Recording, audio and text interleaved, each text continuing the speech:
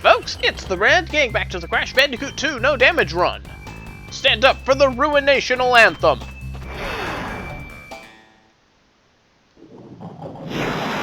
So here's a fun combination. Temples, ancient cities, and slippery climb, because rainfall. Not the torrential rainfall of slippery climb, mind you. But it sure does remind me of it, at least at one certain part.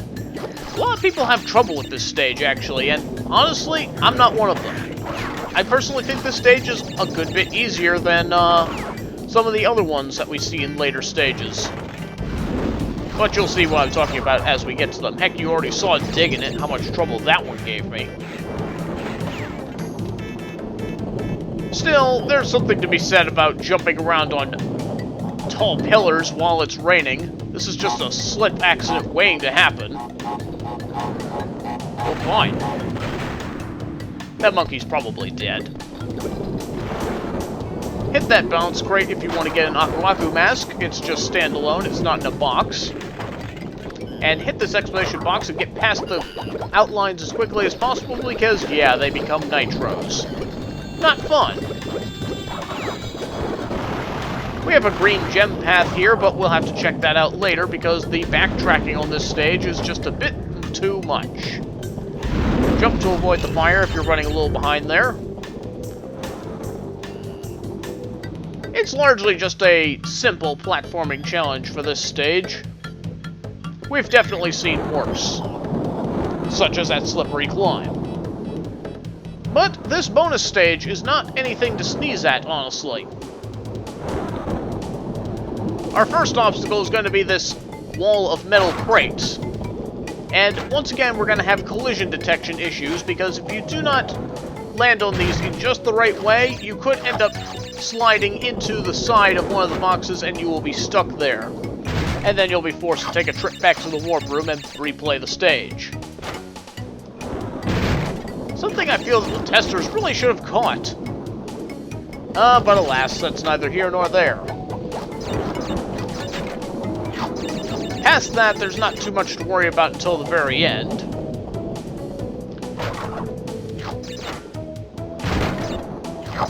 We've got some TNT crates that you can jump on top of without setting them off, at least not until you jump off of them.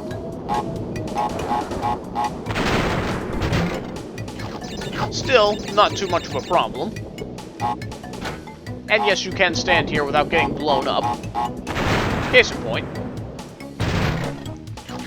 And it's time for some more crate bouncing. And you need to be very careful here because the camera's going to start angling upward. Try and center yourself between these two bounce crates so that you take them both out at once before you bounce on the question crates. This will make it easier to get across. And as you can see, we got quite a nice Wampa Fruit payout as well. It's a good bonus, but a tricky one.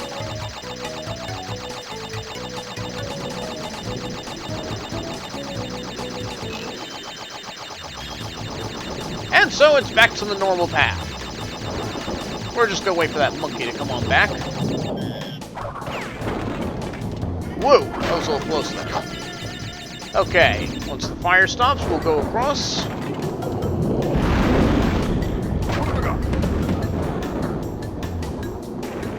Very important that you not jump too soon or too late. Timing is everything when getting past that.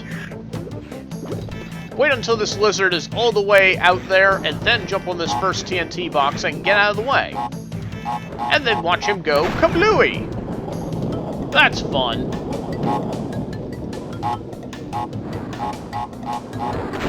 Maybe not quite so fun are these platforms here. Yeah, we saw these on the death route back in Road to Ruin. But now we have them on the proper route. Once again, make sure your camera is facing it. Make sure the platform is facing the camera so that you can see where you need to move at certain times. This part can be very tricky, especially with it raining. I mean, that's extra dangerous. Crash, are you nuts to come here? Oh, look, a well-hidden crystal. These rats can make it a little tricky to get to the exploration box, but I don't find it too bad. Okay. We don't need you. Okay, and we got another log-throwing monkey just on the other side of these platforms. Once again, you can spin them out of the way if you want.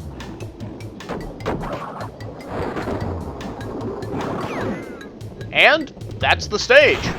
It's quite short, actually. So we get the gem and the crystal, and we're through here. Well, we're not quite through yet. We'll drop off this, and this.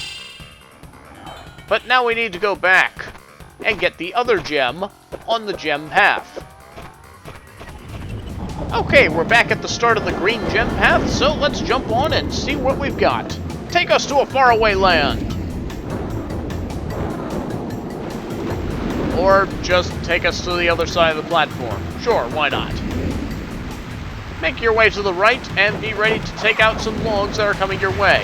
And, oh boy, the weather's really picking up here. Should have brought an umbrella or something. But you can bet that this is going to make things extra dangerous. In fact, getting past those logs just got a little harder, because if you were using audio cues to determine that a log was on its way, well, you're probably not going to be able to do that here, because things tend to be quite noisy.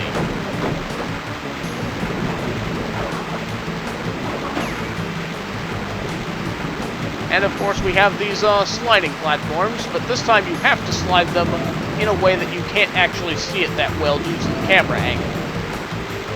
So definitely watch out for that. Still, I like the touch with the heavier rain during this part. It adds to the feel of the death route. Makes things feel more dangerous. We should have just one more monkey to get past. Gorilla thing. With good timing, you can actually use one of the logs to take out the gorilla. And there's our gem up ahead. Got it! And then just head to the left. And here's the green gem path that takes us back to the main path. And conveniently enough, as soon as we come off of the green gem path, suddenly the rain slows down. Go figure. And so, that's the other gem completed, and Ruination is complete. As I said, that stage is honestly a bit of a breather in my opinion. We've faced much harder than this. Not too many outtakes to show, but they're there. So, we'll have a look at those, and next time it's off to Behaving. A stage similar to Diggin It, and hopefully it won't give us as much trouble as Diggin It did. Anyway, I'll see you next time. I mean, tall pillars? This just screams trouble. So do monkeys. Boy, this is just making things extra dangerous, isn't it? Fitting for the theme of a death route. Whoops, bad jump. Jumping towards the camera I always found a bit difficult. So, we'll make our way to the right, and it's time to start dodging logs. Okay, fine.